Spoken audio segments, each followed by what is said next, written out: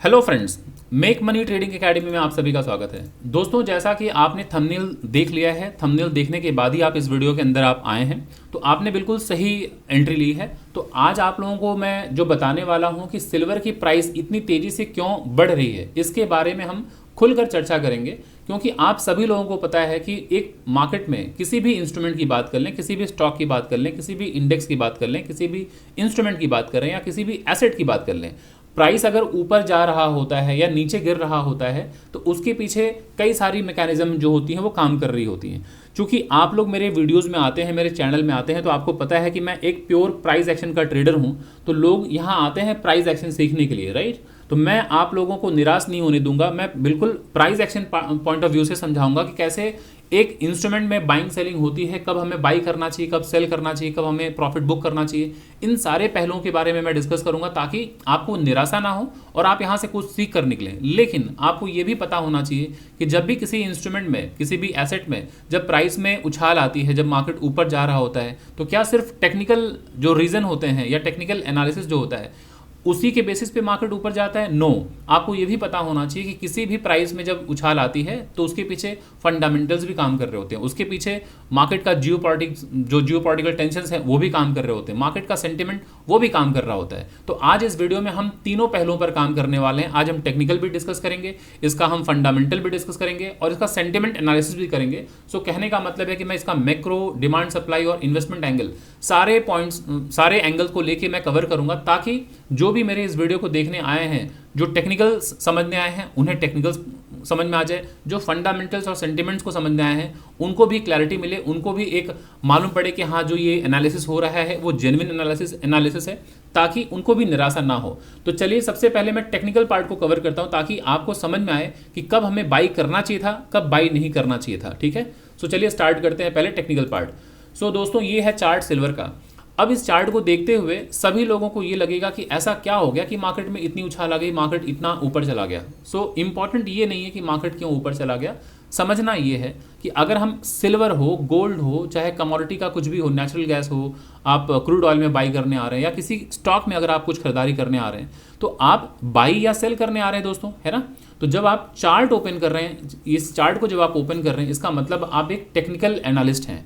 तो जब technical analyst chart open करता है तो बेस्ड ऑन दिस प्राइस, इस प्राइस के बेसिस पे ही वो किसी भी मार्केट में या किसी भी एसेट में बाइंग सेलिंग करता है, राइट। तो अब आपको देखना चाहिए कि मार्केट में कब कब बाइंग हो सकती है। तो सबसे पहले आपको ये जानकारी होनी चाहिए कि मार्केट का ट्रेंड क्या होता है, मार्केट में डिमांड और सप्लाई क्या होता है। इन सारे पहलुओं के बारे में अगर आपको जानकारी है तो आप सही वक्त पर एंट्री लेके, सही वक्त पर एग्जिट लेके आप प्रॉफिट बुक कर सकते हैं। क्योंकि मार्केट में इस तरह की कई चर्चाएं चलती रहती हैं, कई लोगों के मन में ये दुविधा भी रहती है। कई लोग चर्चा करते हैं कि इन्वेस्टमेंट से पैसे बनते हैं, ट्रेडिंग से पैसे नहीं बनते।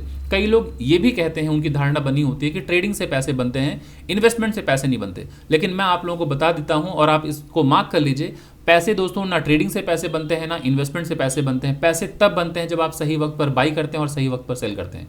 अगर आप सही वक्त पर एंट्री लेना नहीं जानते, सही वक्त पर एग्जिट करना नहीं चाहते, तो whether you are a investor और whether you are a trader और एन इन्वेस्टर, आप मार्केट से पैसे नहीं कमा पाएंगे। So it is very difficult to make a single penny out of this market. तो आपको ये पता होना चाहिए कि बाइंग और सेलिंग करने के लिए कुछ तो पैरामीटर्स होने चाहिए। बिना किसी टूल्स के, बिना किसी पैमाने के आप मार्केट में एंटर करके दो पैसे नहीं कमा सकते। तो आज हम पहले डिस्कस करने वाले हैं सिल्वर में कब कब बाइंग होनी चाहिए थी, कैसे बाइंग होनी चाहिए थी, कब हमें एंट्री लेनी चाहिए थी, कब एग्जिट लेना चाहिए था। तो मैं प्योरली प्राइस एक्शन के बेसिस पे समझाऊंगा ताकि जो भी हमारे यहाँ व्यूअर्स आए हैं उन्हें निराशा ना हो और यहाँ से कुछ सीख कर निकले। और दोस्तों, मैं वीडियो को आगे कंटिन्यू करूं उसके पहले ही मैं आपसे रिक्वेस्ट करना चाहूँगा कि अगर आपको वीडियो पसंद आई तो कृपया इस वीडियो के नीचे कमेंट ज़रूर दीजिएगा। जो भी हो, आपका फीडबैक अच्छा बुरा जो भी होगा वो मेरे लिए फीडबैक है। मैं कोशिश करूँगा कि नेक्स्ट वीडियो और भी अच्छे तरीके से मैं आपके सामने सर्व करूँ ताकि कुछ ना कुछ सीख कर निकलें। और आप जैसे अपने जैसे लर्नर के पास मैक्सिमम लोगों तक इस वीडियो को शेयर कीजिए ताकि लोग अवेयर हों कि मार्केट कैसे चलता है, कैसे मूव करता है, कैसे मार्केट से दो पैसे बनाते हैं। इन सारी चीज़ों के बारे में लोगों तक भी जानकारी पहुंचाइए। ये इतनी जिम्मेदारी आप उठाइए। और अगर आप चैनल में फर्स्ट टाइम आए हैं दोस्तों, तो चैनल को सब्सक्राइब करना बिल्कुल मत भूलिए और बेल आइकन जरूर प्रेस कर लीजिए ताकि कभी भी फ्यूचर में अगर मैं इस तरह के वीडियोज़ अगर अपलोड करता हूँ तो आपके पास उसके नोटिफिकेशन मिल जाए। तो चलिए दोस्तों, वीडियो को स्टार्ट करते हैं। तो सबसे पहले हम देख रहे हैं ये सिल्वर का चार्ट है, तो कब कब यहाँ बाइंग आनी चाहिए थी और कब कब हमें बाई करना चाहिए। तो सबसे पहले हमें ये समझना है कि मार्केट दोस्तों जब भी अप ट्रेंड में होता है तो मार्केट का स्ट्रक्चर होता है, मार्केट ऐसे जा रहा होता है, इस तरह से जाता है। क्लियर, इसे हम कहते हैं higher high higher low, higher high higher low. इस तरह से मार्केट ऊपर जा रहा होता है। मार्केट अगर नीचे गिर रहा है तो हम कहते हैं लोअर लो लोअर हाई लोअर लो लोअर हाई। इस तरह से मार्केट में गिरावट आती है, राइट। ये होता है अप ट्रेंड की पहचान, ये है डाउन ट्रेंड की पहचान।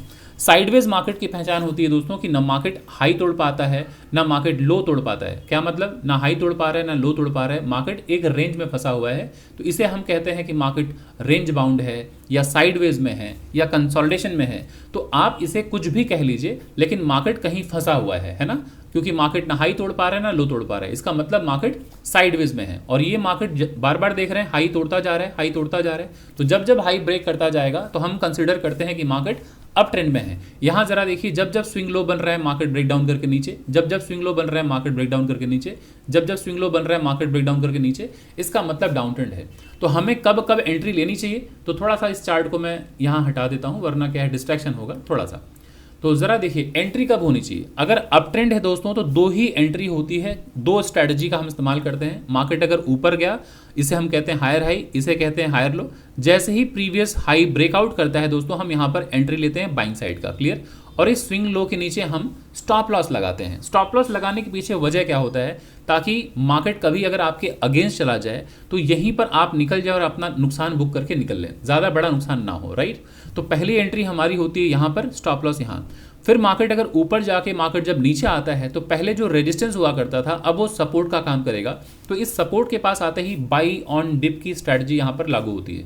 तो इस सपोर्ट के पास आते ही वापस बाइंग आती है, दोबारा मार्केट ऊपर की तरफ जाता है। तो इस तरह से ही अप ट्रेंड में लोग बाई करते हैं, बाई ऑन डिप करते हैं या तो ब्रेकआउट पे बाई करते हैं। डाउन ट्रेंड मार्केट है दोस्तों, लोअर लो बनाया लोअर हाई बनाया, जैसे ही ये स्विंग लो टूटता है तुरंत यहाँ पर सेलिंग आएगी, ऊपर ये स्टॉप लॉस लगता है स्विंग हाई पे, और मार्केट में लोग फिर होल्ड करते हैं, मार्केट में बैठे रहते हैं। डाउन ट्रेंड जब तक नीचे जा रहा होता है उस पूरे रैली को कैप्चर करना चाहते हैं ताकि अपने प्रॉफिट को मैक्सिमाइज कर पाएं। और अगर मार्केट अगर ऊपर की तरफ गया इस तरह से, तो पहले जो ये सपोर्ट हुआ करता था वापस जब ऊपर जाएगा दोस्तों तो इस जगह से रेजिस्टेंस मिलता है और मार्केट में एक भारी गिरावट आती है। सो यहाँ पर जब सेलिंग आती है इसे हम कहते हैं सेल ऑन राइज। तो याद रखिएगा कि अप ट्रेंड में दो स्ट्रैटेजी होती है, ब्रेकआउट पर बाई और बाई ऑन डिप, सपोर्ट के पास जब आए तो बाइंग होती है। डाउन ट्रेंड में ब्रेकडाउन पे सेलिंग, वापस जब मार्केट ऊपर जाता है तो सेल ऑन राइज। यही दो स्ट्रैटेजी होती है जिसके बेसिस पे मार्केट में सेलिंग होती है डाउन ट्रेंड में, और अप ट्रेंड में बाइंग होती है। ये मैं समझ गया, आप लोगों को क्लियर हो गया होगा। अब साइडवेज मार्केट दोस्तों जब भी रहे तो आपको क्या करना होता है। अभी साइडवेज मार्केट ऐसे हो सकता है, साइडवेज मार्केट दोस्तों ऐसे हो सकता है, साइडवेज मार्केट ऐसे हो सकता है, साइडवेज मार्केट दोस्तों ऐसा हो सकता है, ठीक है। ये सारे साइडवेज मार्केट के स्ट्रक्चर हैं। तो आपको ऑलवेज ध्यान देना है कि जब जब मार्केट सपोर्ट के पास आए तब तब आपको बाई करना चाहिए, और जब जब मार्केट रेजिस्टेंस के पास पहुंचे तो आपको सेल करने की कोशिश करनी चाहिए। ऊपर वाली लाइन रेजिस्टेंस, नीचे वाली लाइन सपोर्ट कहलाती है। ऊपर वाली लाइन रेजिस्टेंस, नीचे वाली लाइन सपोर्ट। तो जब जब सपोर्ट के पास मार्केट पहुंचे तो आपको बाई, और रेजिस्टेंस के पास जब भी पहुंचे सेल करना चाहिए। क्लियर। दूसरा, जब ये ब्रेकआउट होता है दोस्तों, ये जब रेंज ब्रेकआउट होता है और पिछला स्विंग हाई ब्रेकआउट हो तो हमें बाई करना चाहिए, और ब्रेकडाउन जब हो तो हमें सेल करना चाहिए। मार्केट अगर ब्रेकडाउन होता है तो हम सेल करते हैं, और ऊपर की तरफ निकलता है तो हम बाई करते हैं। तो इस तरह से हम ट्रेड लेते हैं, चाहे इन्वेस्टमेंट करते हैं। क्योंकि देखिए दोस्तों, आप ट्रेडर हों चाहे आप इन्वेस्टर हों, मैंने पहले ही बताया पैसे बनते हैं दोस्तों राइट टाइम पर एंट्री लेने पर और राइट टाइम पर एग्जिट लेने पर, राइट।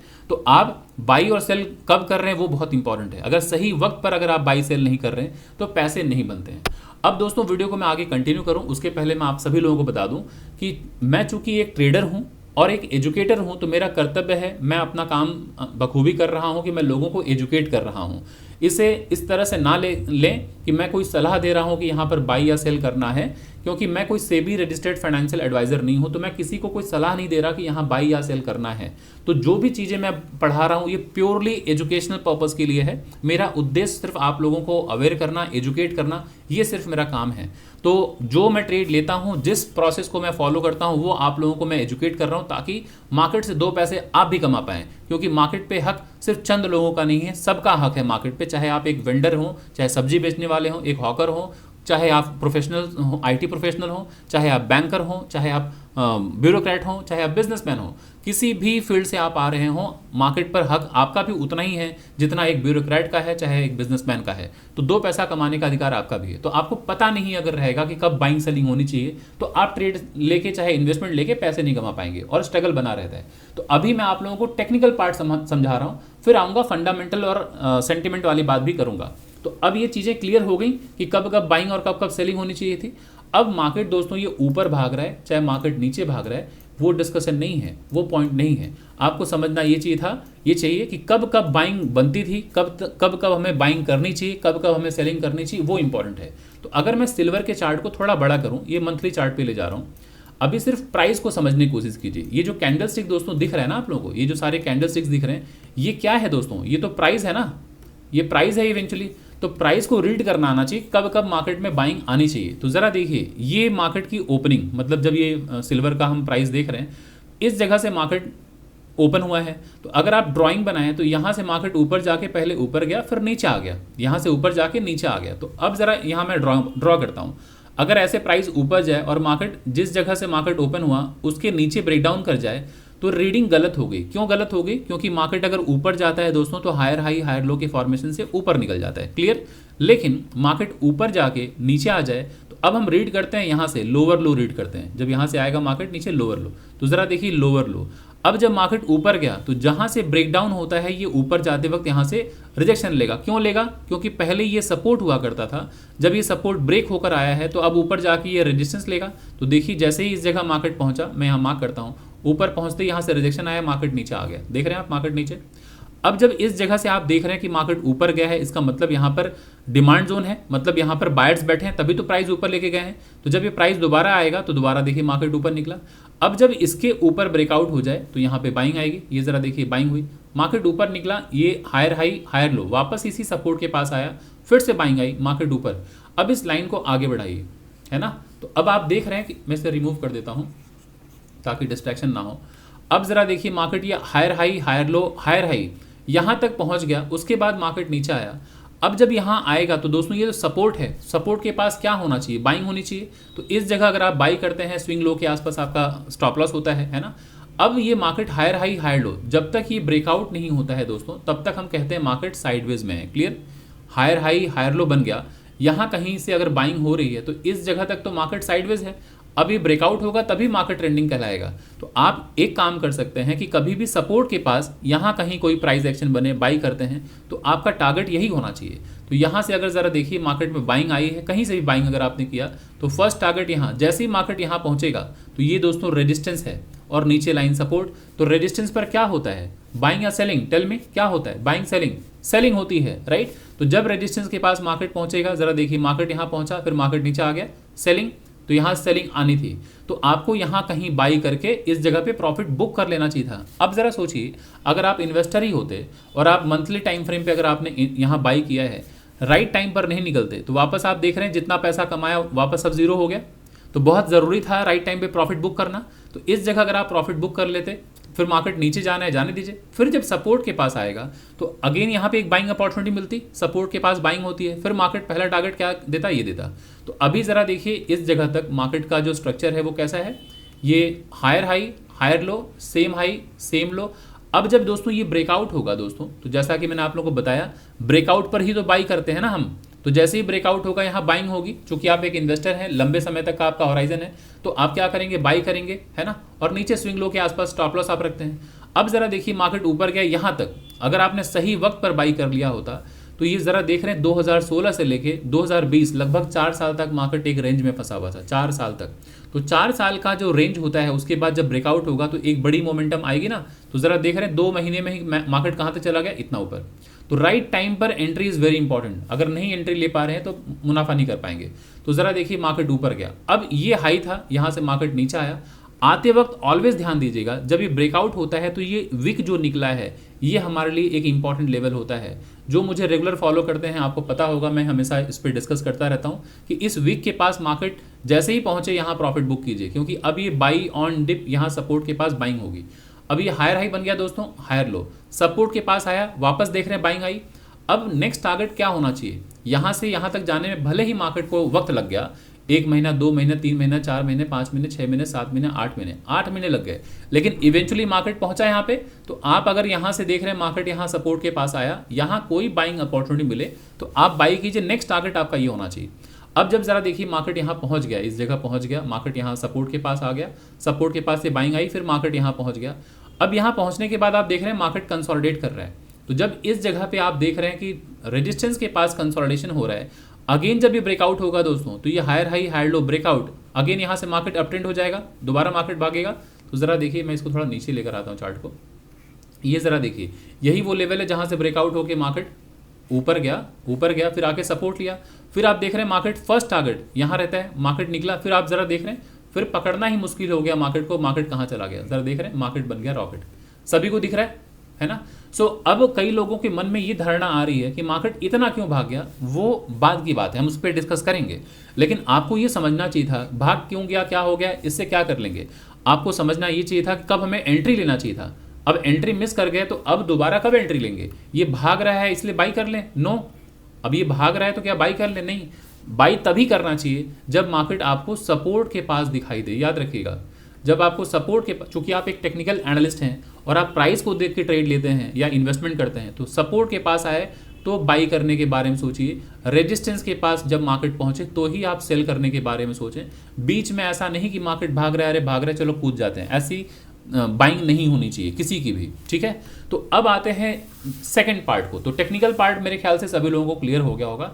अब आते हैं इस डिस्कशन पे कि लोगों में ये बहुत चर्चा चल रही है और आजकल ये बहुत ही ट्रेंड बना हुआ है कि हर जगह, हर गली नुक्कड़ पर, हर दुकान पर, हर जगह ये चर्चा चल रही है कि ऐसा क्या हो रहा है कि सिल्वर में इतनी उछाल आ गई, इतना डिमांड आ गया कि मार्केट में बाइंग बहुत तेजी से हो रही है, कि किसी भी भाव पे लोग बाई करते जा रहे हैं। ये प्राइस का ऊपर जाना ये दर्शाता है कि मार्केट में बहुत ही ज़बरदस्त डिमांड है सिल्वर का, तभी तो प्राइस ऊपर जा रहा होगा, है ना। क्योंकि जनरली आप लोग कभी भी देखिए, इतिहास के पन्नों में उठा के देख लीजिए, कभी भी देख लीजिए, गोल्ड या सिल्वर इस तरह से रैली नहीं दिया है। और आज आप देखें तो यहाँ से लेके, अगर मैं सिर्फ 8-9 महीने के चार्ट को देखूँ, यहाँ से लेके यहाँ तक लगभग 170% के आसपास मार्केट भाग चुका है, 160-70%। तो 8-9 महीने में कभी भी आपने विटनेस किया, एक्सपीरियंस किया है कि 160% मार्केट भागा हो सिल्वर या गोल्ड? कभी नहीं। ये पहली बार हुआ है पूरे हिंदुस्तान, मतलब वर्ल्ड की हिस्ट्री में पहली बार। तो ये क्यों हुआ, इसके पीछे कुछ तो होंगे ना मैकेनिज्म, कुछ तो होगा जो मार्केट में इतना डिमांड है। तो अब ये समझना बहुत ज़रूरी है कि सिल्वर आज दोस्तों सिर्फ एक ऑर्नामेंट नहीं है, एक प्रीशियस मेटल नहीं है, इसकी डिमांड आज इंडस्ट्रीज में बहुत ज़्यादा है। तो मैं इसके बारे में डिटेल में चर्चा करता हूं। तो चलिए स्टार्ट करते हैं। अब आते हैं फंडामेंटल पार्ट पे कि जो जहां से हमने स्टार्ट किया था अभी, कि सिल्वर में इतनी तेजी क्यों है, सिल्वर की जो प्राइस में इतनी तेजी क्यों है, इसके बारे में अब हम डिस्कस करेंगे तीनों पार्ट को लेके, कि मैक्रो लेवल पे, डिमांड सप्लाई पर और इन्वेस्टमेंट लेवल को लेकर समझेंगे। दोस्तों टेक्निकल पार्ट अगर आपको अच्छा लगा तो कृपया अभी वीडियो को लाइक कर लें, ज़्यादा से ज़्यादा लोगों तक शेयर करें, कमेंट करना बिल्कुल ना भूलें। और हाँ दोस्तों, एक बात मैं और कहना चाहता हूँ कि अगर किसी को भी सीखना है स्टॉक मार्केट के बारे में, कि कैसे मार्केट को अंडरस्टैंड किया जाता है, कैसे मार्केट के स्ट्रक्चर को समझना है, किस तरह से हमें प्राइस एक्शन पे बाई सेल करना चाहिए, क्योंकि जब तक आप सीखते नहीं हैं मार्केट से, आप लर्न करना बहुत मुश्किल हो जाता है आपके लिए। तो अगर आप लर्न करना चाहते हैं, मार्केट को समझना चाहते हैं, तो हमारा पेड क्लास स्टार्ट होने वाला है फरवरी के 2nd वीक या 1st वीक से स्टार्ट होगा होपफुली, और एडमिशन स्टार्ट हो चुका है। तो अगर आप इंटरेस्टेड हैं तो आप एडमिशन ले सकते हैं। मैं आपके साथ डिटेल साझा कर देता हूं, ज़रा देख लीजिए। ये हमारा 22nd बैच होगा, ये 22nd ट्रेनिंग बैच है, और एडमिशन के लिए यही नंबर है 9836969622। इस नंबर पे आप मुझे कॉल कर सकते हैं, व्हाट्सअप कर सकते हैं। अब कई लोगों के मन में होगा कि क्या क्या चीज़ें मैं कवर करने वाला हूं। तो दोस्तों स्कैल्पिंग की बात मैं पढ़ाऊंगा, intraday swing trading, positional trading, investing, future and options, price action, complete technical analysis होगा, risk management, money management, trading psychology, इन सारे पहलुओं पर मैं डिस्कस करूंगा, पढ़ाऊंगा। तो जो कोर्स है वो 3 महीने का क्लास होता है। 3 महीने में 2 महीने दोस्तों मैं बेसिक से लेकर एडवांस सारी चीज़ें पढ़ाता हूँ, और लास्ट के 1 मंथ मैं आपको यहाँ लिख दे रहा हूँ, लास्ट के 1 मंथ प्योरली हम प्राइस एक्शन पे काम करते हैं, क्योंकि मेरी जो एक्सपर्टीज़ है वो दोस्तों प्राइस एक्शन है। इसी प्राइस एक्शन को सीखने के लिए अक्रॉस द वर्ल्ड लोग क्लास ज्वाइन करते हैं। तो ये इवनिंग का बैच होने वाला है। इवनिंग का बैच सैटरडे एंड संडे का बैच होगा, रात को 9 से लेकर 11 बजे के बीच में क्लासेस होंगी। वीक में 2 दिन क्लास होंगे, सैटरडे एंड संडे। तो अगर आप इच्छुक हैं तो ज्वाइन कर सकते हैं। इसका फीस है 15,000 रुपीज़, ठीक है। So thank you so much. और पेमेंट करने के लिए यही गूगल पे और फ़ोन पे नंबर है। सो जो भी इंटरेस्टेड हैं आप यहाँ पर मुझे कॉन्टैक्ट कर सकते हैं। अब आते हैं दोस्तों, हम फंडामेंटल पार्ट को थोड़ा समझते हैं कि सिल्वर में इतनी तेजी आखिर क्यों। तो दोस्तों आज मैक्रो लेवल पे, डिमांड लेवल पे, सप्लाई लेवल पे सारी चीज़ों को अगर आप समझ जाएंगे तो फिर आपका जो व्यू होगा मार्केट को लेके एक बहुत ही क्लियर व्यू होगा कि अच्छा मार्केट में इस वजह से भी मार्केट में जो बाइंग हो रही है सिल्वर की वो आप समझ पाएंगे कि क्यों बाइंग हो रही है। तो सबसे पहले समझते हैं, यहाँ पे मैं ज़रा देखते हैं। सबसे पहले मैंने ये पीपीटी बना रखा है आप सभी लोगों के लिए ताकि समझाने में आसानी हो। तो हम लोग आज तक गोल्ड या सिल्वर को क्या समझा करते थे, एक प्रीसियस मेटल, या तो हम समझते थे कि मार्केट में ये एक ऑर्नामेंट है ना, गहना है। खास करके महिलाएं इसमें ज़्यादा इच्छुक होती थी और जो थोड़े इन्वेस्टर हैं वो एक इन्वेस्टमेंट के लिए, क्योंकि ये प्रीसियस मेटल है गोल्ड और सिल्वर, तो हम बाई कर लिया करते थे। लेकिन दोस्तों अब समझना है कि ये सिल्वर जो है सिर्फ एक प्रीसियस मेटल नहीं रह गया, आज सिल्वर एक इंपॉर्टेंट इंडस्ट्रियल मेटल भी बन चुका है, ठीक है ना। तो इसलिए जब जब जो भी इकोनॉमी में बूस्ट आएगा, इन्फ्लेशन होगा या ग्रीन एनर्जी स्ट्रांग होती है, तो सिल्वर का डिमांड और प्राइस दोनों बढ़ेगा, ये ध्यान रखिएगा। अब आप लोगों को लगेगा ग्रीन एनर्जी से क्या ताल्लुकात है, अभी मैं सब समझाऊंगा। इन्फ्लेशन से क्या ताल्लुकात है, अभी सब समझाऊंगा। आपको लगेगा इकोनॉमी में इसका क्या रोल है, अभी मैं सब समझाऊंगा कि इन तीनों चीज़ों का बहुत ज़्यादा इंपैक्ट पड़ता है कि सिल्वर का प्राइस ऊपर जाएगा या नहीं जाएगा, है ना। तो अब आते हैं, एक एक करके डिस्कस करते हैं, ब्रेक डाउन करते हैं। तो सबसे पहले तो ये ज़रा समझिए कि आज सिल्वर एक सिर्फ ऑर्नामेंट या प्रीसियस मेटल नहीं है, अब ये इंडस्ट्री का बहुत बड़ा डिमांड इसमें आ गया है। पूरी इंडस्ट्री जो है इसमें डिमांड इतना ज़्यादा आ चुका है कि हर इंडस्ट्री सिल्वर का डिमांड कर रही है। तो इसलिए सिल्वर का डिमांड इतना ज़्यादा हो गया और सप्लाई कम है। तो जब भी ये इकोनॉमिक्स का बेसिक रूल है कि दोस्तों डिमांड अगर बहुत ज़्यादा हो और सप्लाई कम हो तो कीमतें बढ़ जाती हैं। तो अब ये कहाँ कहाँ पर यूजेज हो रहा है, तो ज़रा आप समझिए। सोलर पैनल्स आप देख रहे हैं, और ये क्यों हो रहा है, अभी जो ग्रीन एनर्जी जो रेवोल्यूशन के चलते सिल्वर की डिमांड स्ट्रक्चरली बढ़ रही है ना। आज आपको पता होगा दुनिया की सबसे बड़ी समस्याओं में से एक है ग्लोबल वार्मिंग। तो अभी पूरी दुनिया ग्रीन एनर्जी की बात कर रही है, ईवी की बात कर रही है, हर जगह इलेक्ट्रिक्स की बात कर रही है ना। जो नेचुरल रिसोर्सेज हैं उसको अब इस्तेमाल करने की कोशिश कर रही है गवर्नमेंट। अभी जो फॉसिल फ्यूल्स हैं उसको वो इग्नोर करना चाह रही है क्योंकि वो कम होते जा रहे हैं। जो कोल है ये कम होता जा रहा है, ऑयल गैस कम होता जा रहा है। तो उसका रिप्लेसमेंट क्या हो सकता है, नेचुरल रिसोर्सेज को हम यूटिलाइज करें, सन के जो सनलाइट्स हैं उसको हम यूटिलाइज करें। तो उसका सबसे बड़ा एग्जाम्पल एक है सोलर पैनल। तो आप लोग अभी देख रहे होंगे कि पूरी दुनिया में मतलब धूम मची हुई है कि लोग घर घर में सोलर पैनल लगा रहे हैं, इलेक्ट्रिक व्हीकल्स ले रहे हैं। आजकल आप देख रहे हैं ग्लोबल वार्मिंग की वजह से, पोल्यूशन को कंट्रोल करने की वजह से, और आज की इकोनॉमी उसी कंट्री का इकोनॉमी ग्रो करेगा जो आज ईवी, जो ग्रीन को, एनर्जी को जो प्रमोट करेगा, सपोर्ट करेगा, उसमें जो भाग लेगा, वही आज दुनिया में लीड कर पाएगा। आज आप ट्रेडिशनल तरीके से, कन्वेंशनल तरीके से आप बिजनेस नहीं कर सकते। तो आपको समझना होगा कि आज दुनिया चाहती क्या है, उसके हिसाब से ही बिजनेस करना होगा। तो सोलर पैनल आप देख रहे हैं कि दुनिया के हर घर में, हर जगह, हर कंट्री बहुत जागरूक हो चुकी है कि सोलर पैनल का इस्तेमाल करें, सोलर पैनल लगाएं।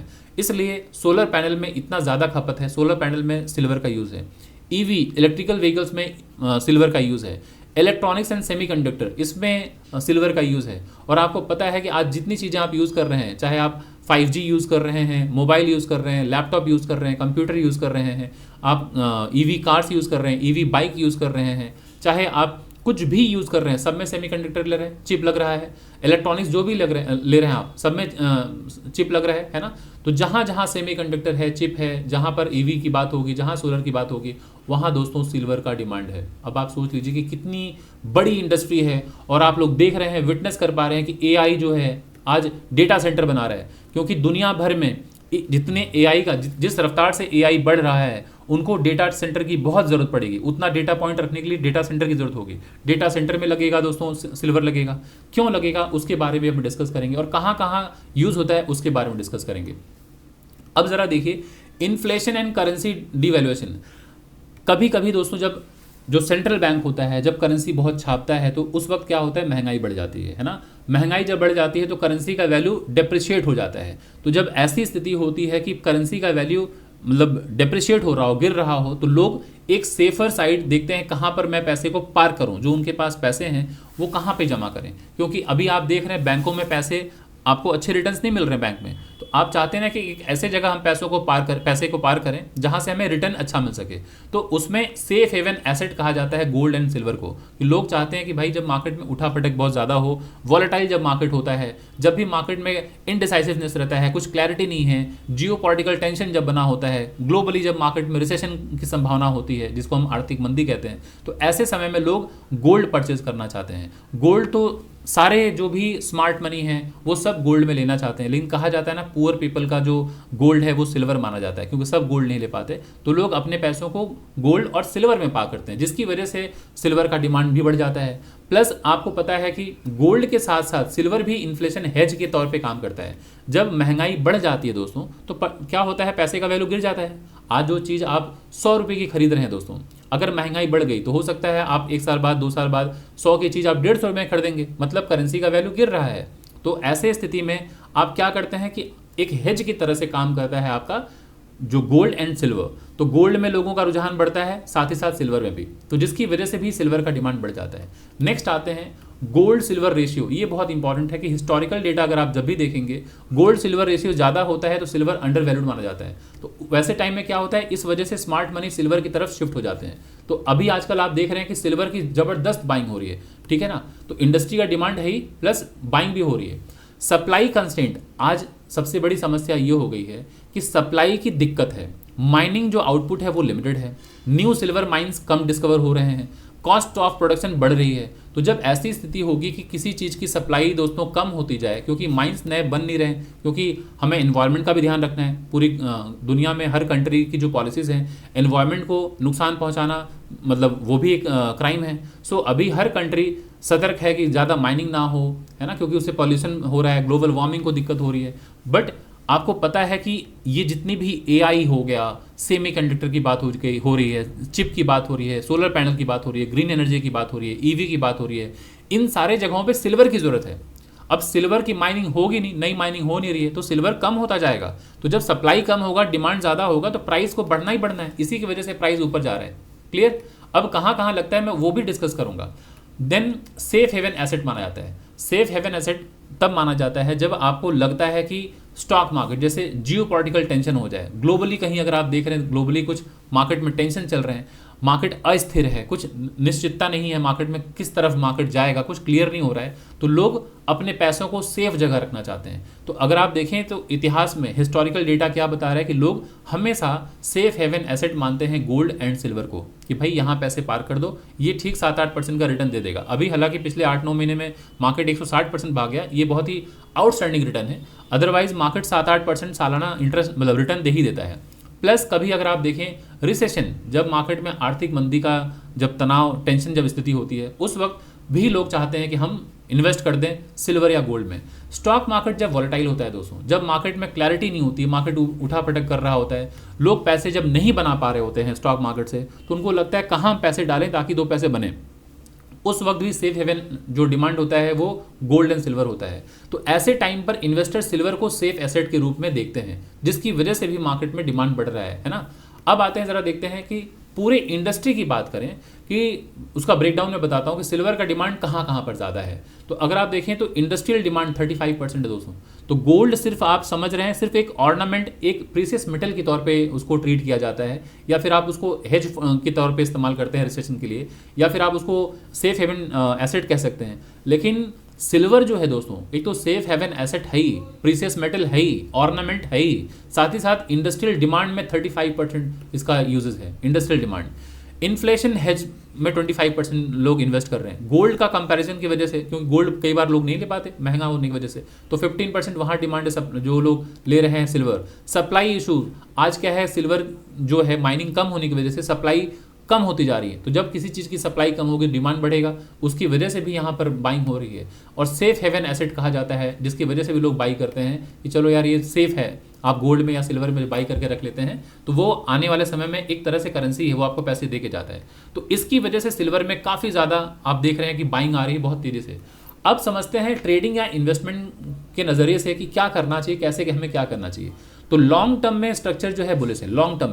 लॉन्ग टर्म में दोस्तों आप समझ पा रहे हैं ना कि किस तरह से, मतलब आज अगर कहें तो ग्रीन एनर्जी का रेवोल्यूशन जिस तरह से हो रहा है, तो ईवी, इलेक्ट्रिक व्हीकल या एआई, आप जो देख रहे हैं 5G, आप मोबाइल जो यूज़ कर रहे हैं, जितने भी कंप्यूटर, लैपटॉप, जितने इलेक्ट्रॉनिक्स गुड्स यूज़ कर रहे हैं आप, ये सारी चीज़ों की बात करें, सोलर पैनल जो यूज़ कर रहे हैं, हर जगह मेडिकल हेल्थ केयर सेक्टर में हर जगह यूज़ होने वाला है सिल्वर। इवन आप जो घर में मिठाइयाँ खा रहे हैं, कई बार मिठाइयों को आप देखते हैं कि सिल्वर कोटेड होते हैं, है ना। तो इतना डिमांड है इस इंडस्ट्री में। तो लॉन्ग टर्म की बात अगर मैं करूँ तो लॉन्ग टर्म में बुलिश है सिल्वर, है ना। लेकिन ऑलवेज ध्यान रखिएगा कि सिल्वर बहुत वॉलेटाइल होता है, सिल्वर बहुत वॉलेटाइल होता है। अगर गोल्ड गिर रहा है थोड़ा तो सिल्वर बहुत ज़्यादा गिरेगा, क्लियर। अगर गोल्ड की कीमत बढ़ रही है तो सिल्वर की कीमत बहुत तेज़ी से बढ़ेगी। तो सिल्वर जो है वो ज़्यादा वॉलेटाइल एसेट है, तो इसलिए कभी भी लॉन्ग टर्म का प्लान करना हो तो सिल्वर बहुत अच्छा है। अगर आप सोच रहे हैं 2 4 5 दिन 10 दिन के लिए, तो आप सिल्वर को मत पकड़ें, सिल्वर बहुत ही वॉलेटाइल इंस्ट्रूमेंट है। तो इसलिए स्विंग ट्रेडिंग या पोजिशनल ट्रेडिंग अगर करनी है तो आप कर सकते हैं इसमें, ठीक है। रिस्क मैनेजमेंट के साथ ट्रेड करना बहुत ज़रूरी है। तो ऑलवेज जब भी कोई भी ट्रेड लें तो risk management is very important, बिना रिस्क मैनेजमेंट के ट्रेड ना लें। अब ट्रेडिंग एंड इन्वेस्टमेंट का तो हो गया, थोड़ा कंक्लूजन समझ लेते हैं कि इसका कंक्लूजन क्या है। तो सिल्वर फ्यूचर का मेटल है दोस्तों, तो प्रीसियस मेटल तो है ही, प्लस इंडस्ट्रियल डिमांड बहुत है, इसकी वजह से भी इसका कीमत जो है बढ़ता जा रहा है, प्राइस बढ़ता जा रहा है, लोग बाई करते जा रहे हैं। इसी वजह से डिमांड स्ट्रक्चरली स्ट्रांग है, इसी वजह से डिमांड बढ़ता जा रहा है। करेक्शन बाइंग, अच्छा हाँ, अब बाई कब करेंगे दोस्तों, हम चूंकि टेक्निकल एनालिस्ट हैं, मार्केट ऊपर भाग रहा है या डिमांड बहुत है, तो क्या हम बाई कर लें? नहीं, हम हमेशा तभी बाई करेंगे जब प्राइस मेरे प्राइस के पास आएगा, मेरे लेवल्स के पास आएगा। क्या ट्रेन हमें कहीं भी पकड़ लेनी चाहिए या प्लेटफॉर्म पे? ट्रेन जब प्लेटफॉर्म के ऊपर आए, प्लेटफॉर्म के पास आए, तभी ट्रेन में आपको बोर्ड होना चाहिए। तो सेम आप कभी भी कुछ भी इन्वेस्ट करने वाले हैं, बाई करने वाले हैं, तो सही वक्त पर चीज़ मिले तभी बाई कीजिए, अदरवाइज कहीं रैंडम एंट्री मत ले लीजिए। तो डिमांड स्ट्रक्चरली स्ट्रांग तो है, बट करेक्शन अगर होता है तो एक बाइंग अपॉर्चुनिटी होगी। मार्केट बहुत ऊपर जा चुका है, नीचे अगर आए तो एक अच्छी बाइंग अपॉर्चुनिटी होगी, है ना। फिर स्मार्ट ट्रेडर्स हमेशा बिगर पिक्चर देखते हैं। अभी मैं यहाँ दिखा देता हूँ बाइंग कब आनी चाहिए। अगर मैं टेक्निकल बात करूँ तो इस जगह पे आप देख रहे हैं इमीडिएट यहाँ से जहाँ से ब्रेकआउट हुआ है, ये 8-9 महीने पहले, इस जगह फ्यूचर में कभी भी मार्केट अगर पहुंचता है एक ज़बरदस्त बाइंग अपॉर्चुनिटी मिलेगी, क्योंकि दोस्तों ये हायर हाई बनाया, हायर लो, सपोर्ट पर बाइंग आएगी, यस और नो। ये बहुत इंपॉर्टेंट जगह है। इस जगह अगर आ गए, ज़रूरी नहीं है कि मार्केट यहाँ आ ही जाएगा, बट कभी भी अगर यहाँ आया, हो सकता है मार्केट यहाँ पर ऐसे ऐसे कंसोलिडेट करे, तो ये भी एक सपोर्ट बन गया, ये एक रेजिस्टेंस बन गया। अगर ये ब्रेकआउट हो तो फर्दर एंट्री आपको लेनी चाहिए बाइंग साइड की। अगर यहाँ से अगर मार्केट में गिरावट आ रही है और इस जगह पहुंचा तो ये सपोर्ट है, ये बहुत ही शानदार लेवल होगा। ये जरा देख रहे हैं, ये सपोर्ट लेवल है। इस जगह देख रहे हैं मार्केट ऊपर गया था, जब ब्रेकआउट होकर नीचे आया, सपोर्ट से बाइंग आई, मार्केट ऊपर भागा। इस जगह को देख रहे हैं, मार्केट इस जगह को, है ना, मार्केट यहाँ से ब्रेकआउट किया था, जब नीचे की तरफ आया, सपोर्ट लेते ही मार्केट भागा। तो ऑलवेज आपको राइट प्लेस पर एंट्री लेनी चाहिए। अब आते हैं, थोड़ा समझ लेते हैं कि कहाँ कहाँ किस तरह से यूजेस होते हैं। तो ज़रा देखिए, सिल्वर का जो यूज़ है, आप लोग देखते हैं कि सोलर पैनल में बहुत खपत है। सोलर पैनल में जो यूज़ है बहुत ज़्यादा है आजकल, लोग देख ही रहे हैं सिल्वर जो यूज़ हो रहा है सोलर पैनल में। अब कैसे कहाँ यूज़ होता है, थोड़ा उसके बारे में डिस्कस कर लेते हैं, और इसका क्या यूज़ है वो भी डिस्कस कर लेते हैं। तो ये ज़रा देखिए, सोलर पैनल को सिल्वर की ज़रूरत क्यों होती है। सोलर पैनल दोस्तों सोलर पैनल आखिरकार क्या करता है, सोलर पैनल हम क्यों लगाते हैं। सोलर पैनल जो है सनलाइट को इलेक्ट्रिसिटी में कन्वर्ट करता है, यही काम करता है ना। हम सोलर पैनल क्यों लगा रहे हैं और गवर्नमेंट क्यों चाह रही है, क्योंकि जो इलेक्ट्रिक है वो किससे बनता है, कोल से बन रहा है, पानी से बन रहा है। तो जब नेचुरल रिसोर्सेज, गवर्नमेंट चाह रही है कि हम नेचुरल रिसोर्सेज को इस्तेमाल करें। फॉसिल फ्यूल्स जो हैं, जो आप गैस की बात कर रहे हैं, ऑयल की बात कर रहे हैं, कोल की बात कर रहे हैं, ये अब खत्म होते जा रहे हैं। तो सरकार चिंतित है और सरकार देख रही है कि इससे पोल्यूशन भी होता है ना। तो अभी हम चाह रहे हैं जो नेचुरल रिसोर्सेज हैं, मतलब आप सनलाइट कह लीजिए, वो फ्री में है, उसका इस्तेमाल कीजिए। तो सोलर पैनल का काम क्या है कि सनलाइट जो होता है उसको इलेक्ट्रिसिटी में कन्वर्ट करता है सोलर पैनल। सो इसलिए इस बहुत ज़्यादा डिमांड बढ़ गया है कि लोग सोलर पैनल लगा रहे हैं। अब सोलर पैनल में इलेक्ट्रिसिटी को कलेक्ट करना और ट्रांसफ़र करना, इसके लिए बेस्ट कंडक्टर होता है दोस्तों, क्या, सिल्वर होता है, ठीक है। तो इलेक्ट्रिसिटी को कलेक्ट और ट्रांसफ़र करने के लिए बेस्ट कंडक्टर चाहिए। तो बेस्ट कंडक्टर क्या है, सिल्वर दुनिया का सबसे अच्छा इलेक्ट्रिकल कंडक्टर है। वो बेस्ट कंडक्टर है ट्रांसफ़र करने के लिए, इलेक्ट्रिसिटी को ट्रांसफ़र करता है। सो ये बेस्ट कंडक्टर है। तो ऑलवेज आपको समझना है कि जो सोलर पैनल इस्तेमाल हम कर रहे हैं उसमें सिल्वर की यूज़ है। तो सिल्वर का इस्तेमाल सिर्फ इसलिए हो रहा है कि इलेक्ट्रिसिटी को हम कलेक्ट कर रहे हैं, फिर ट्रांसफ़र कर रहे हैं, जिसकी वजह से सिल्वर की खपत बढ़ रही है। अब एफिशिएंसी और रिलायबिलिटी सिल्वर पर डिपेंड करती है। नेक्स्ट आते हैं, देखते हैं क्या क्या है, ज़रा देखिए। एक जो सोलर पैनल है दोस्तों, ये सोलर पैनल है, राइट। तो सोलर पैनल में किन किन चीज़ों की ज़रूरत होती है। सिलिकॉन लगता है, सिल्वर की ज़रूरत है, स्टील की ज़रूरत है, ग्लास की ज़रूरत है, कॉपर की ज़रूरत है, एल्युमिनियम की। अगर आप देखें तो सिल्वर का जो इस्तेमाल है, ये अगर आप देखें जो लाइन देख रहे हैं ना, है ना, तो सिल्वर का जो पैनल में जो यूज़ है 11% ऑफ ग्लोबल प्रोडक्शन का यूज़ है।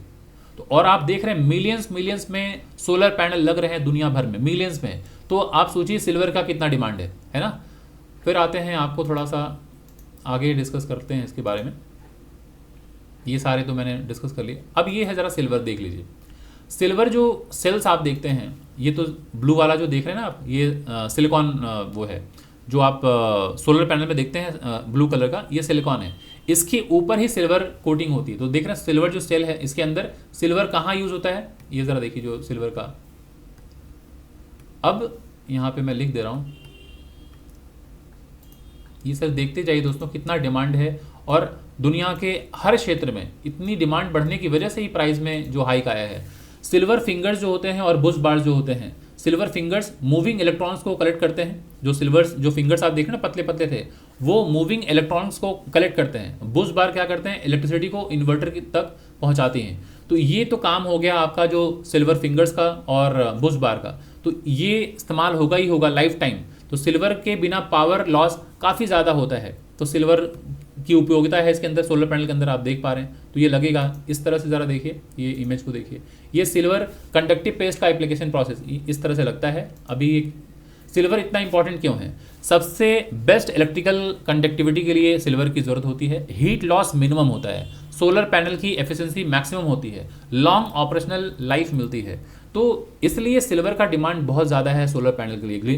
तो जब से ग्रीन एनर्जी रेवोल्यूशन की बात हो रही है, तब से सोलर पैनल का डिमांड बढ़ा है। और सोलर पैनल का जितना डिमांड बढ़ता जा रहा है, सिल्वर की खपत बढ़ती जा रही है। मैंने आपको सिर्फ एक पहलू बताया सोलर पैनल का, है ना। ये इंडस्ट्रियल लेवल पर सिल्वर का यूज़ मैंने आपको बताया। अभी आते हैं नेक्स्ट, समझते हैं कि और कहाँ। ईवी का नाम सुना होगा आपने, ईवी में किस तरह से इस्तेमाल हो रहा है वो ज़रा देखिए। अगर मैं ईवी की बात करूँ, जिसको आप लोग इलेक्ट्रिक व्हीकल कहते हैं, है ना। सो ईवीज़ में क्यों लग रहा है इतना ज़्यादा? तो ईवी का electronics driven vehicle, sorry, EV जो होता है दोस्तों वो इलेक्ट्रॉनिक्स ड्रिवन व्हीकल होता है, ईवी इलेक्ट्रिकल व्हीकल। तो हाई वोल्टेज और हाई करंट सिस्टम होते हैं उसके अंदर। तो बेस्ट इलेक्ट्रिकल कंडक्टर की ज़रूरत पड़ती है। सिल्वर एफिशिएंसी और सेफ्टी दोनों को इंश्योर करता है। तो अब जब आप देख रहे हैं कि सिल्वर की एफिशिएंसी और सेफ्टी दोनों को जब ये इंश्योर कर रहा है, और हाई वोल्टेज और हाई करंट सिस्टम के लिए इसकी उपयोगिता ज़्यादा है, और आने वाले टाइम में ईवी का डिमांड बढ़ता जा रहा है ना, तो सिल्वर का डिमांड तो बढ़ेगा ही बढ़ेगा। तो इंडस्ट्रीज़ में आप देख रहे हैं, ग्रीन एनर्जी में आपका सोलर पैनल में भी डिमांड हो रहा है, ईवी में भी डिमांड हो रहा है ना। अब आते हैं, समझते हैं कि जो ईवी चार्जिंग पॉइंट्स होते हैं, जो आप लोग देखते हैं ना चार्जिंग स्टेशन, उसमें भी उसकी ज़रूरत है। ये आप ज़रा देख लीजिए, ये चार्जिंग पॉइंट आप लोग देखते होंगे ईवी, जब भी कहीं आप देखते हैं ईवी जो गाड़ियाँ खड़ी होती हैं, चार्जिंग पॉइंट होते हैं। तो ये जो चार्जिंग पॉइंट में आप देखते हैं, इसके अंदर भी सिल्वर की ज़रूरत होती है। जो ईवी चार्जिंग स्टेशन जो देखते हैं आप, वहाँ पर भी सिल्वर की ज़रूरत है। तो बिना उसके चार्जिंग पॉइंट भी काम नहीं करेगा। तो जो कनेक्टर्स होते हैं, चार्जिंग कनेक्टर्स में सिल्वर्स कॉन्टैक्ट यूज़ होते हैं। फास्ट चार्जिंग के लिए लो रेजिस्टेंस चाहिए होता है। सिल्वर हीट और पावर लॉस को कम करता है। तो कितने सारे इसके कैरेक्टरिस्टिक्स हैं ज़रा देखिए। तो जिसकी वजह से आज ये बहुत ही चहेता बना हुआ है सिल्वर, पूरी दुनिया के हर सेक्टर को, हर इंडस्ट्रीज़ के का चहेता बना हुआ है। ईवी का इंटरनल जो आर्किटेक्चर है ज़रा देख लीजिए। एक जो गाड़ी होती है दोस्तों, तो गाड़ी में किन किन चीज़ों से गाड़ियाँ बनती हैं और किन किन चीज़ों का इस्तेमाल होता है। आज जब ईवी की बात अब की जा रही है, तो पावर इलेक्ट्रॉनिक्स होगा दोस्तों, ट्रांसमिशन की बात हो रही होगी, जो अंदर इलेक्ट्रिक से सारी चीज़ें चल रही होंगी। फिर हाई वोल्टेज इलेक्ट्रिक केबल्स की बात होगी, बैटरी मैनेजमेंट सिस्टम की बात होगी, बैटरी पैक्स की बात होगी। तो इन सब जगह पे सिल्वर का इस्तेमाल है दोस्तों, इन सब जगह। तो आप देख रहे हैं, गाड़ियाँ बनाइए, सोलर पैनल बनाइए, कुछ भी बनाइए, बिना ईवी के काम नहीं, बिना सिल्वर के काम नहीं चलने वाला है। अब ज़रा देखिए, जो बैटरी मैनेजमेंट सिस्टम होता है, वहाँ पर पावर इलेक्ट्रॉनिक्स और inverter, high voltage wiring, relay और स्विचेस, इन सब जगहों पर लगता है सिल्वर। ठीक है ना। ये पावर आपने देखा होगा, ये पावर चार्जिंग बैटरी, ये गलत लिखा हुआ है, ये आपका चार्जिंग स्टेशन जो होता है ना, ईवी चार्जिंग स्टेशन, ये है। तो जब भी आप ईवी चार्जिंग स्टेशन देखें, इसके अंदर भी सिल्वर का यूज़ है। तो आप किसी भी फील्ड में जाके देखें, डिमांड बढ़ता जा रहा है। इसे हम लोग कहते हैं, ये बैटरी मैनेजमेंट सिस्टम है ना। ये गलत लिखा हुआ है, ये ईवी चार्जिंग नहीं है, ये BMS है, बैटरी मैनेजमेंट सिस्टम। सो बैटरी मैनेजमेंट सिस्टम के अंदर जो आप देख रहे हैं, ये चिप लगा हुआ है ना, इसके अंदर भी सिल्वर का इस्तेमाल होता है। तो बिना सिल्वर के आप समझ सकते हैं, ना सेमीकंडक्टर बन रहा है, ना चिप बनने वाला है, ना ईवी बनने वाला है, ना सोलर पैनल बनने वाला है। तो आपको समझ में आना चाहिए कि आने वाले टाइम में ये इसकी इतनी भारी डिमांड है। और सिल्वर ऐसी चीज़ है जिसकी डिमांड बढ़ तो रही है, सप्लाई कम है। तो जब सप्लाई कम होगा तो डिमांड बढ़ेगा, और डिमांड बढ़ेगा तो कीमतें बढ़ेंगी, है ना। तो इन्वेस्टमेंट और लॉन्ग टर्म डिमांड की बात करें तो ईवीज कोई फैशन नहीं बल्कि ग्लोबल नेसेसिटी बन गया आज के समय में। ये कोई फैशन नहीं आजकल इलेक्ट्रिक व्हीकल का, क्योंकि ग्लोबल वार्मिंग एक बहुत बड़ी समस्या है ना। तो गवर्नमेंट चाह रही है कि ईवीज में आए। सिल्वर की डिमांड स्ट्रक्चरल और रिवर्सिबल है। माइनिंग सप्लाई लिमिटेड है। Long term demand supply setup bullish है। बिल्कुल सही बात है, मार्केट बहुत बुलिश है, और आने वाले समय में जिस तरह से भी फंडामेंटल बताया जा रहा है या सेंटीमेंट की बात करें तो बहुत बुलिश है कि आने वाले समय में सिल्वर का डिमांड बढ़ेगा, है ना। सो ये हो गया आपका, मैं ईवी का दिखाया। अभी ज़रा देख लेते हैं सिल्वर और कहाँ ज़रूरत है। तो आप हेल्थ केयर और इसमें ज़रा देखते होंगे, मेडिकल सेक्टर में और हेल्थ डिपार्टमेंट में, वहाँ पर भी ज़रूरत है इस चीज़ का। किसका, यहाँ मैं दिखा देता हूँ आपका। ज़रा देखिए सिल्वर क्यों इस्तेमाल हो रहा है मेडिकल और हेल्थ केयर में। सिल्वर का इस्तेमाल मेडिकल और हेल्थ केयर में क्यों हो रहा है, क्योंकि एंटी बैक्टीरियल उसके अंदर कैरेक्टरिस्टिक्स होते हैं। तो एंटी बैक्टीरियल कैरेक्टरिस्टिक्स होने से हेल्थ केयर में क्या उसका ज़रूरत है, बहुत ज़रूरत है दोस्तों। जब सिल्वर एक नेचुरल एंटी बैक्टीरियल मेटल है तो इसका यूज़ कहाँ कहाँ हो रहा है। सिल्वर आयन बैक्टीरिया, वायरस और फंगी सेल के वॉल और डीएनए को डैमेज करते हैं। इस वजह से बैक्टीरिया सर्वाइव नहीं कर पाते। हॉस्पिटल में सिल्वर का यूज़ इन्फेक्शन कंट्रोल के लिए भी एक्सटेंसिवली हो रहा है, बहुत ज़्यादा पैमाने पर हो रहा है। आप लोग देखते हैं ना सर्जिकल जो भी ये आते हैं, आप लोग देखते होंगे जो सर्जरी वगैरह होता है, आप ये देख पा रहे हैं, है ना इंस्ट्रूमेंट। तो जो सर्जिकल जो इंस्ट्रूमेंट होते हैं ये भी सिल्वर कोटेड होते हैं, क्योंकि ये एंटी बैक्टीरियल होते हैं। सो इसका इतना यूजेज है। आप देख रहे हैं इसका जो टूल, सर्जिकल टूल में सिल्वर, सर्जिकल जो इंस्ट्रूमेंट्स होते हैं उस पर भी सिल्वर कोटिंग की जाती है। इससे ऑपरेशन के टाइम इन्फेक्शन का रिस्क बहुत कम हो जाता है। सिल्वर कोटेड टूल्स ज़्यादा हाइजीनिक और सेफ माने जाते हैं। तो इस वजह से भी सिल्वर का इस्तेमाल होता है कि ये एंटी बैक्टीरियल है, इन्फेक्शन कम होते हैं। तो हेल्थ और मेडिकल सेक्टर को भी सिल्वर की ज़रूरत है। तो आप अगर किसी भी सेक्टर की देख रहे हैं डिमांड सिल्वर सिल्वर सिल्वर, तो मेडिकल सेक्टर में सिल्वर डिमांड क्यों रिसेशन प्रूफ माना जाता है। ये रिसेशन प्रूफ माना जाता है क्यों, क्योंकि मेडिकल और हेल्थ केयर सेक्टर कभी बंद नहीं होता। तो पॉपुलेशन एजिंग और लाइफस्टाइल डिजीज बढ़ने की वजह से ट्रीटमेंट की डिमांड बढ़ती जा रही है। इसलिए सिल्वर की मेडिकल डिमांड स्टेबल और लॉन्ग टर्म ग्रोथ वाली होती है। तो जब आप देख रहे हैं कि लोग बीमार होंगे ही होंगे, हॉस्पिटल मेडिकल सिस्टम बंद नहीं होने वाला। ये कोई आर्थिक मंदी में ऐसा नहीं है कि वो उसमें गिरावट आ जाएगी। बीमार लोग होंगे ही, इलाज होगा ही, और ये इंस्ट्रूमेंट की जो यूजेस हैं वो होंगी, तो सिल्वर का डिमांड बढ़ेगा ही बढ़ेगा, है ना। तो किसी भी जगह पे देखिए सिल्वर का कितना उपयोगिता है, कितनी उपयोगिता है। आइए अभी ज़रा देखें आप इसमें। घर में आप देखते हैं, घर में मिठाइयाँ आती हैं, तो जो आप देखते होंगे काजू बर्फी वगैरह जो आता है ना, सॉरी ये काजू कतली जिसको कहते हैं हम लोग, बर्फी जिसे कहते हैं, इसके ऊपर देख रहे हैं सिल्वर कोटिंग किया हुआ है। तो हर जगह सिल्वर का डिमांड। तो सिल्वर सिर्फ अभी दोस्तों एक ऑर्नामेंट नहीं है, ये एक ऐसा अभी मेटल हो चुका है कि प्रीसियस मेटल तो है ही, और अभी इंडस्ट्रीज में भी बहुत ज़्यादा डिमांड है। इसलिए सिल्वर की कीमतें बढ़ती जा रही हैं। तो आप लोगों को पता होना चाहिए कि सिल्वर का डिमांड इतना क्यों बढ़ रहा था। तो मैं आशा करता हूं दोस्तों कि आपको ये वीडियो अच्छी लगी होगी, कुछ वैल्यू मिला होगा। अगर आपको इस वीडियो से कुछ भी वैल्यू मिला है, कुछ भी सीखने को मिला है, तो कृपया इस वीडियो को लाइक करें, ज़्यादा से ज़्यादा लोगों तक शेयर करें। अगर आप पहली बार आए हैं तो चैनल को सब्सक्राइब करना बिल्कुल ना भूलें दोस्तों। तो चलिए दोस्तों, इस वीडियो को मैं यहीं पर वाइंड अप करता हूँ। फिर मिलता हूँ अगले किसी वीडियो में, अगले किसी टॉपिक के साथ दोस्तों। तब तक के लिए थैंक यू सो मच।